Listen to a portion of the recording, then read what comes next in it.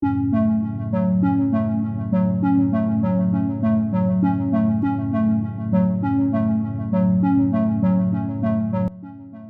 2025, dunia hiburan Indonesia kedatangan sebuah karya yang sebenarnya punya niat mulia membangkitkan semangat nasionalisme lewat media yang digemari banyak orang, yaitu film animasi.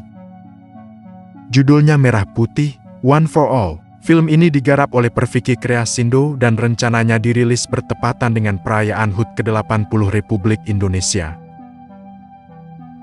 Seharusnya ini menjadi momen yang membanggakan. Bayangkan, Indonesia merilis film animasi nasionalis yang bisa ditonton anak-anak dan keluarga, sekaligus mengenalkan nilai persatuan kepada generasi muda. Namun, harapan itu tidak berjalan sesuai rencana. Bahkan, sebelum film ini tayang, trailernya sudah ramai jadi bahan cibiran netizen. Kolom komentar penuh dengan kritik, mulai dari kualitas visual, desain karakter, hingga jalan cerita yang dinilai terlalu sederhana. Beberapa komentar bahkan menulis, ini kayak tugas PPKN anak SMA yang dibikin pakai PowerPoint, sebuah sindiran pedas yang langsung viral. Masalahnya bukan hanya soal estetika. Banyak yang membandingkan film ini dengan Jumbo, sebuah film animasi Indonesia yang tayang sebelumnya. Jumbo sendiri mendapat sambutan dingin dari publik karena dianggap kurang matang. Dan ketika Merah Putih, One for All muncul, netizen merasa kualitasnya justru berada di level yang lebih rendah. Apalagi jika kita bandingkan dengan standar produksi animasi internasional yang biasanya memakan waktu bertahun-tahun. Bukan hanya itu, anggaran film ini dilaporkan mencapai sekitar 6,7 miliar rupiah. Angka yang cukup besar untuk ukuran produksi lokal, namun hasil akhirnya tidak terlihat sebanding dengan investasi yang dikeluarkan. Netizen pun mulai berspekulasi. Ada yang menduga bahwa film ini digarap kilat untuk mengejar momentum Hari Kemerdekaan.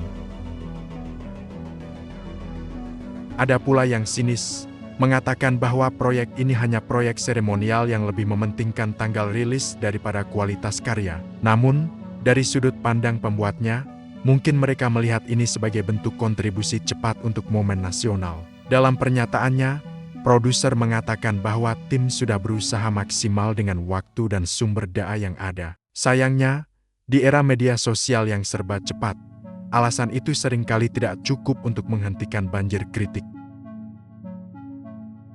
Lalu, kenapa film ini sampai menuai hujatan bahkan sebelum tayang? Jawabannya ada di balik proses produksinya. Produser film ini, melalui unggahan di media sosial, mengungkapkan fakta mengejutkan. Merah Putih, One for All ternyata digarap hanya dalam waktu sekitar 1 bulan. Ya, 1 bulan untuk sebuah film animasi layar lebar. Dengan durasi produksi secepat itu, wajar jika banyak aspek yang terlihat terburu-buru. Animasi terasa kaku, transisi tidak mulus, dan detail visual kurang rapi. Lalu bagaimana reaksi publik setelah trailer dirilis? Mayoritas komentar di platform seperti YouTube dan Instagram bernada negatif. Ada yang menyoroti ekspresi karakter yang dianggap mati alias kurang hidup. Ada yang mengkritik pewarnaan yang terkesan muram. Bahkan ada yang mengunggah perbandingan side by side dengan animasi buatan mahasiswa yang terlihat lebih halus. Namun, tidak semua komentar bersifat menjatuhkan. Ada juga segelintir netizen yang justru memberikan dukungan. Mereka berpendapat bahwa meskipun kualitasnya belum sempurna, ini tetap langkah positif untuk industri animasi lokal. Mereka mengajak publik untuk memberi masukan yang membangun, bukan hanya menghujat. Sayangnya, suara-suara positif itu kalah keras oleh gelombang kritik. Algoritma media sosial pun cenderung memperkuat konten-konten yang berisi komentar pedas, membuat persepsi publik terhadap film ini semakin negatif. Fenomena ini bukan hal baru di dunia hiburan Indonesia. Banyak karya yang jatuh sebelum terbang, bukan hanya karena kualitasnya, tapi juga karena opini publik yang terbentuk lebih dulu lewat media sosial. Kisah Merah Putih, One for All memberi kita banyak pelajaran. Pertama, bahwa niat baik saja tidak cukup untuk membuat karya yang diterima luas. Eksekusi yang matang, riset pasar, dan waktu produksi yang memadai adalah kunci. Kedua, di era digital, satu cuplikan trailer bisa menentukan masa depan sebuah film. Sekali publik punya kesan negatif, sangat sulit untuk membalikan opini tersebut. Namun, di sisi lain, film ini juga membuka diskusi penting tentang masa depan animasi Indonesia.